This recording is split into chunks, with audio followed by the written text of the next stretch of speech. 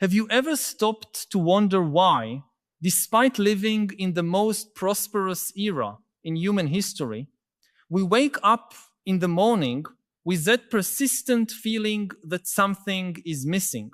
Why, even when we achieve everything we thought would make us happy, the full shopping cart, the house, the stable relationship, the vacation photos posted on Instagram with dozens of likes, that inexplicable emptiness in our chest still remains? You are not imagining things. You are not being dramatic. And you are definitely not alone in this bewildering experience. What you are feeling is the result of one of the greatest collective illusions our species has ever created. A deception so convincing that even the brightest thinkers of our time fall into its trap daily. This is not a personal crisis you need to solve alone with more self-help or therapy. Although these things may help, it is a systemic crisis affecting billions of people simultaneously, and understanding its roots may be the first step for you to find not just relief, but a completely new way of experiencing life. The history of human happiness is quite different from what self-help books and motivational gurus tell us. For most of our existence as a species, our hunter-gatherer ancestors did not worry about happiness as a goal to be achieved. They simply existed, dealt with immediate survival challenges, shared resources, created deep social bonds, and found meaning in daily tasks necessary to keep the group alive. There was no constant pressure to optimize every moment for maximum personal satisfaction. There were no happiness metrics, mindfulness apps, or life coaches promising transformations in 30 days. Happiness, when it happened, was a natural byproduct of a life integrated with community and environment, not a product to be consumed or a state to be manufactured. Everything changed with the agricultural revolution about 10,000 years ago.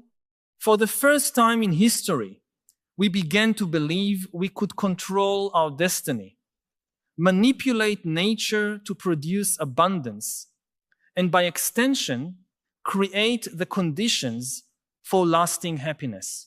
There was born the illusion that haunts us to this day, the idea that happiness is something we can plan, work to achieve, and finally conquer permanently. The first civilizations began developing complex systems of rewards and hierarchies, promising that those who worked harder, accumulated more resources, climbed the social ladder, would finally find the satisfaction they sought. It was the beginning of the trap that would capture all subsequent humanity. With the Industrial Revolution, this promise gained even more elaborate contours. Suddenly, it was not just about accumulating grain for winter or getting a piece of land. It was about producing goods on a massive scale, creating markets for these goods, and convincing people that happiness was directly related to the ability to consume increasingly more products. The capitalist system, in its perverse genius, discovered how to transform our natural search for well-being into a perpetual engine of economic growth. Each generation was conditioned to believe it would be happier than the previous one, as long as it managed to buy more things, have more experiences, achieve more milestones of material success. But here is the paradox that defines our era. We have never had so much access to comfort, entertainment, food, security, and opportunities. And at the same time, we have never recorded such high levels of depression, anxiety, loneliness, and existential despair. The statistics are staggering. In the richest countries in the world, where theoretically we would have all the conditions to maximize human happiness, we find the highest suicide rates among young people, the highest rates of antidepressant use, and an epidemic of mental disorders that grows exponentially each decade. Something is fundamentally wrong with our happiness equation. Modern neuroscience offers us crucial clues to understanding this apparent contradiction. Our brain was shaped by millions of years of evolution to keep us alive in hostile environments, not to keep us happy in abundant environments. The reward system that motivated us to seek food when we were hungry, shelter when we were vulnerable, companionship when we were isolated, continues operating with the same intensity, but now in a completely different context. We are using evolutionary survival software in modern abundance hardware, and the result is constant confusion between real needs and manufactured desires. What happens in your brain when you buy something you have wanted for weeks? There is a small explosion of dopamine neurotransmitter associated with pleasure and motivation. For a few minutes, maybe a few hours, you experience genuine satisfaction. But then something interesting happens. Your brain quickly adapts to this new level of stimulation and returns to the previous state, leaving you with the need to seek the next purchase, the next experience, the next achievement that can recreate that sensation. It is an infinite cycle that psychologists call the hedonic treadmill, where we run faster and faster just to remain in the same emotional place. Digital technology has amplified this problem in ways we are only beginning to understand. Social media, in particular, has created a global laboratory of social comparison where we are constantly exposed to the edited and curated versions of other people's lives. Our primitive brain cannot distinguish between a photo posted on Instagram and the reality of the life of whoever posted it. We see performative happiness in all directions and automatically assume that everyone around us is living more satisfying, more adventurous, more meaningful lives than ours. It is a cruel cognitive illusion that leaves us perpetually dissatisfied with our own experience. The algorithms that govern these platforms were specifically designed to maximize our engagement time, not our well-being. They learn to identify exactly what types of content keep us scrolling, what emotional triggers make us return obsessively to check notifications, what social comparisons leave us simultaneously addicted and miserable. We are literally being programmed to consume happiness as a digital product in small doses that never really satisfy, but keep us coming back for more. Meanwhile, global corporations have perfected the art of selling happiness as a commodity. Modern marketing does not just sell products, it sells identities, lifestyles, promises of personal transformation.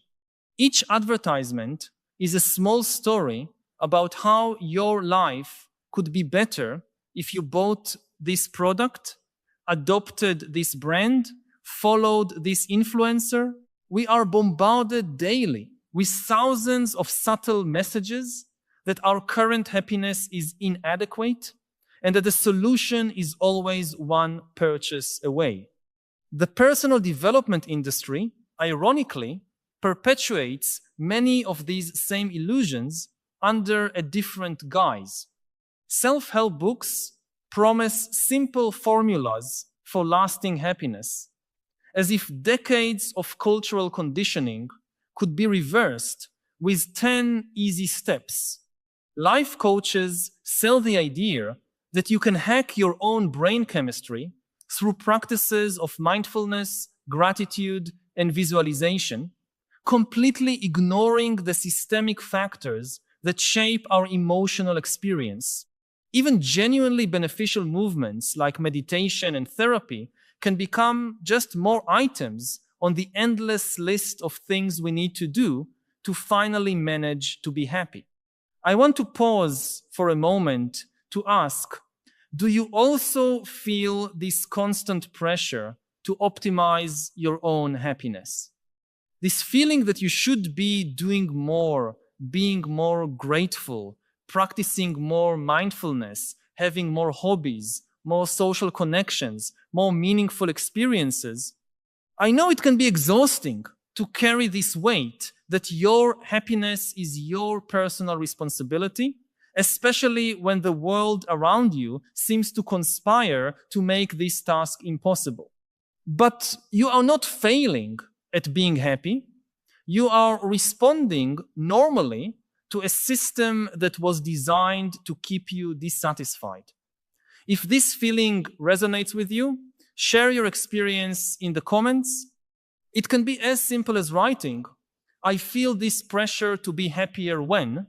Your comment may be exactly what another person needs to read today to realize they are not alone in this apparently personal but actually collective struggle. What makes this situation even more complex is that we live in an era of extreme individualism, where each person is taught to believe they are completely responsible for their own happiness. If you're not happy, you're obviously not trying hard enough. You are not being grateful enough. You are not making the right choices. You are not following the right diet, the right exercise regimen, the right morning routine, the right spiritual practice.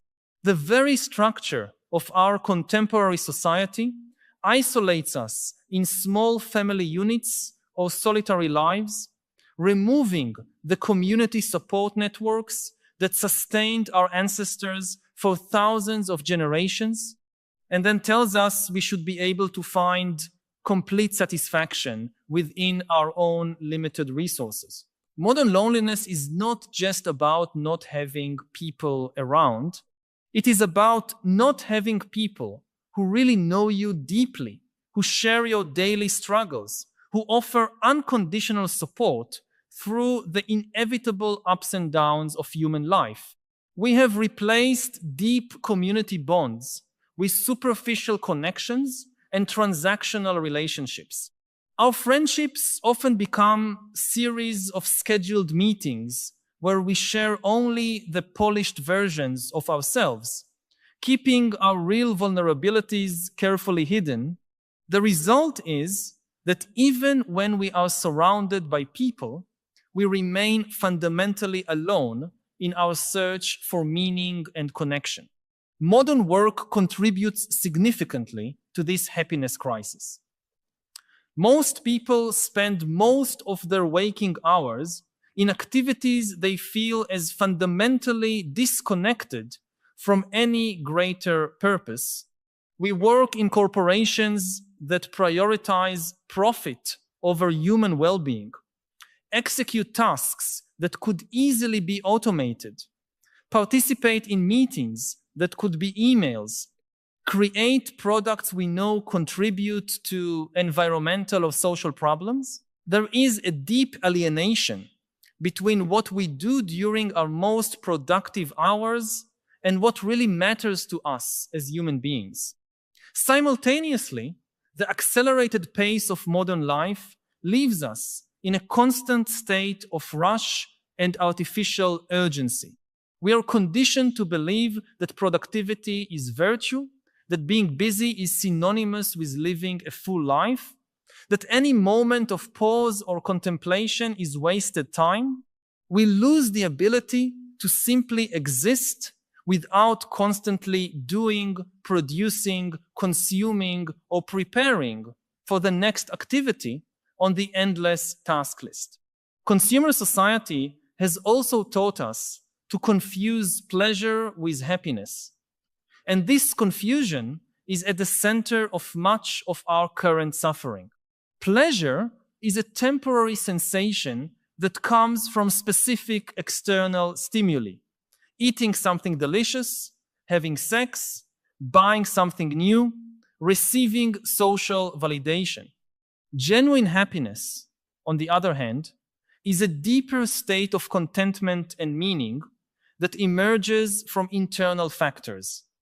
Sense of purpose, authentic connections, self-acceptance, alignment between values and actions.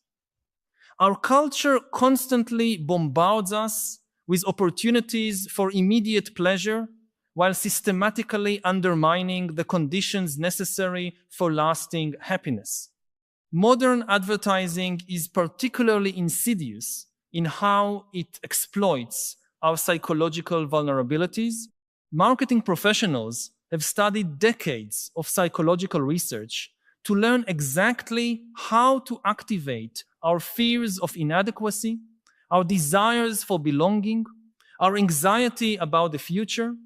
Each commercial is a small assault on our self-esteem, designed to make us feel that our current life is somehow deficient and that the solution is in buying this product, adopting this brand, aspiring to this lifestyle. Social media has turned this into a 24-hour-a-day experience. Now, we do not need to wait for television commercials to be bombarded with images of how our life could be better. We carry a device in our pocket that offers us constant social comparison, intermittent validation through likes and comments, and infinite access to content designed to keep us engaged, but not necessarily satisfied. It is like having a casino in your pocket, programmed to give us small rewards at random intervals to maintain the addiction, but never the jackpot that would actually solve our search for satisfaction. The educational system also contributes to this problem by training generations of children to believe that happiness comes from external achievement. From very young, we learn to associate our self-esteem with grades, rankings, approval from authorities, competition with peers. We develop a mentality where our value as a person depends on our ability to surpass others, to accumulate credentials, to follow a predefined path of success that often has no relation to our genuine interests or our unique constitution as individuals. When we finally reach adult life, we discover that the implicit promises of this system do not materialize. Getting the diploma did not bring us automatic happiness. Getting the dream job did not eliminate our existential anxiety.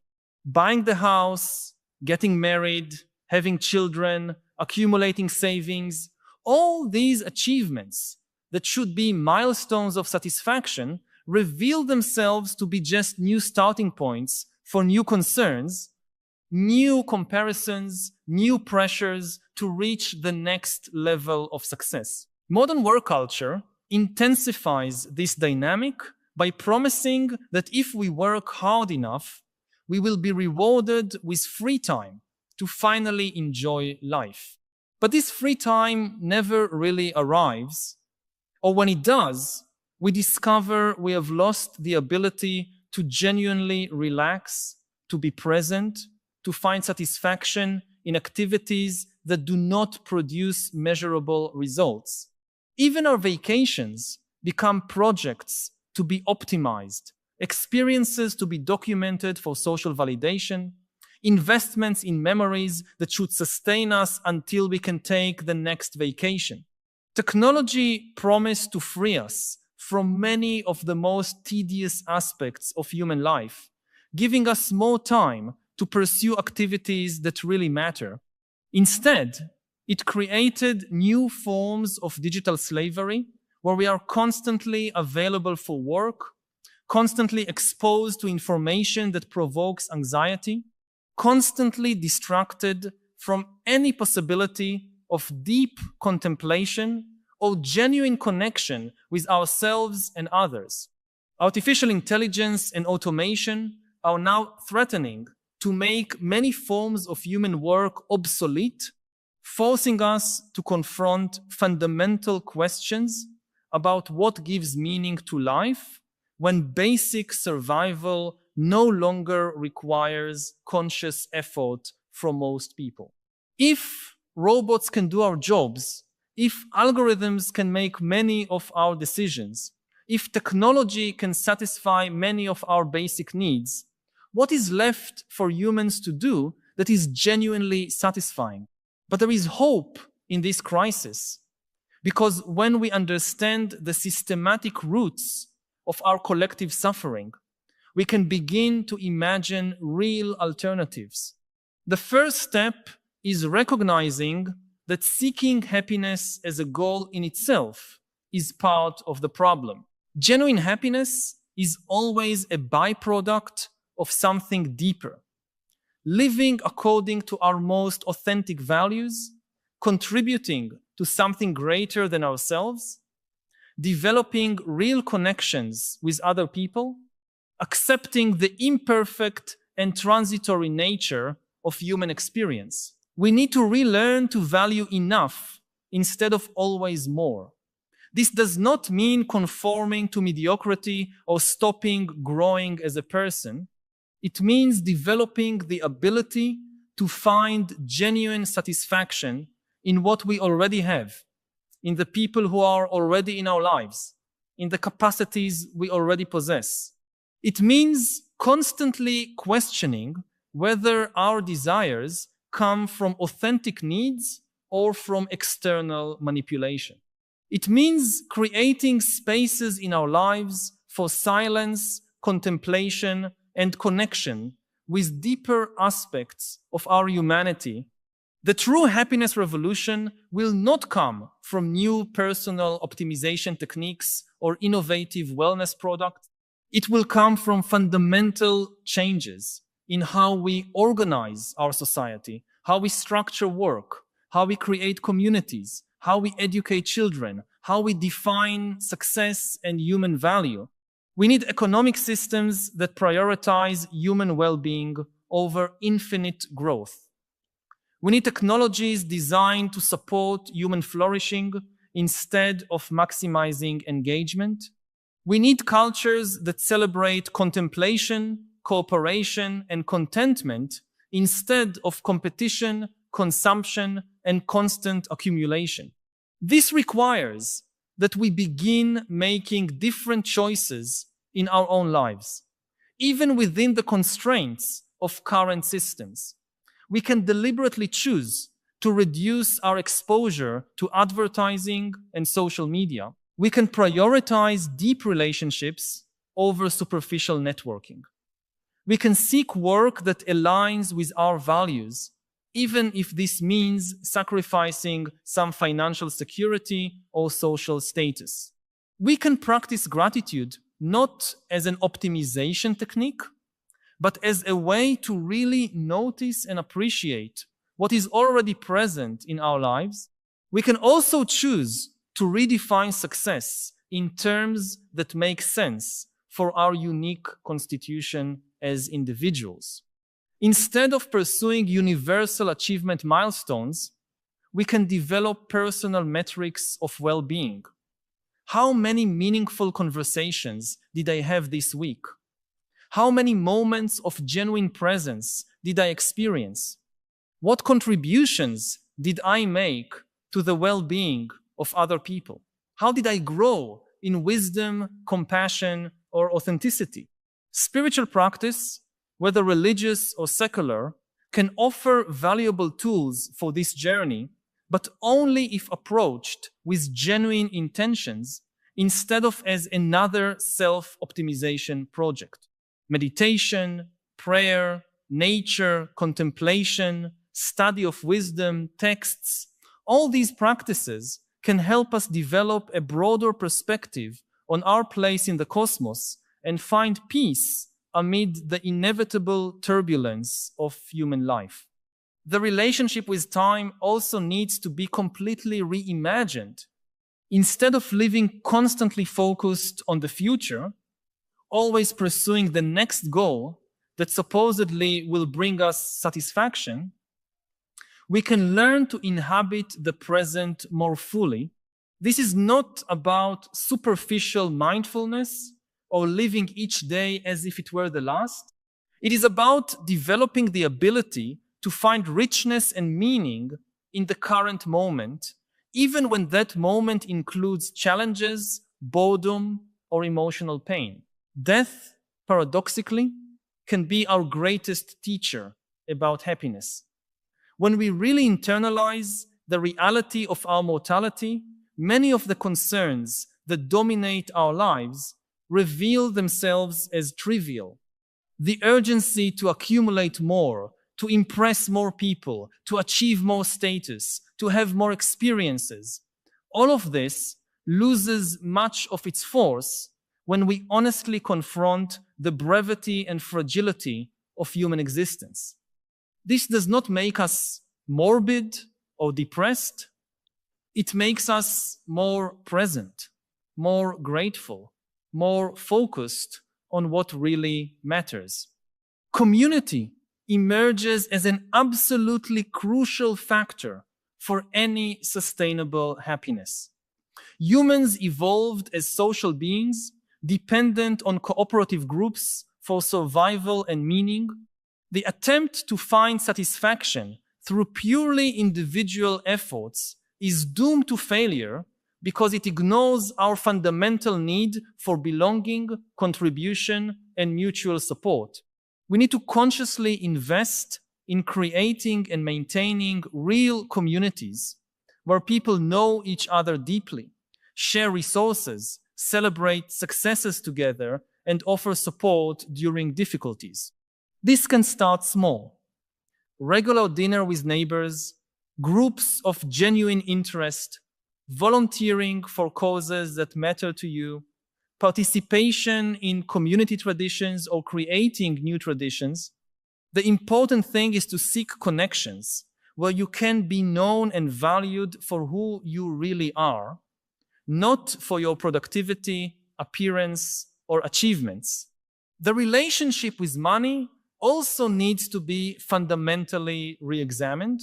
While extreme poverty certainly causes unnecessary suffering, research consistently shows that income increases beyond what is necessary to satisfy basic needs has minimal impact on life satisfaction. However, our culture teaches us to believe that more money always equals more happiness, leading us to sacrifice time, health, relationships, and personal values in pursuit of financial security that never feels sufficient. Learning to live elegantly within our means, focusing on experiences instead of possessions, valuing free time over additional income, all these are choices that can significantly increase our life satisfaction while reducing the constant pressure to always earn more, spend more, have more. Work can become a source of meaning instead of just survival when we manage to align our professional activities with our values and unique capacities. This does not always mean completely changing careers. It can mean finding aspects of your current work that connect with greater purposes, seeking ways to serve others through your professional skills, or using your income to support causes that matter to you. For those with sufficient financial privilege to make choices, it can mean deliberately choosing less lucrative but more values-aligned work. For those without this privilege, it can mean finding purpose and community outside work, using employment as a means to sustain activities that really matter to you. Creativity emerges as another essential component of a satisfying life.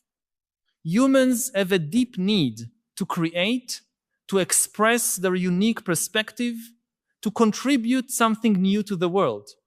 This does not require being a professional artist or producing masterpieces. It can be gardening, cooking, carpentry, writing, music, any activity where you are using your capacities to bring something into existence that did not exist before.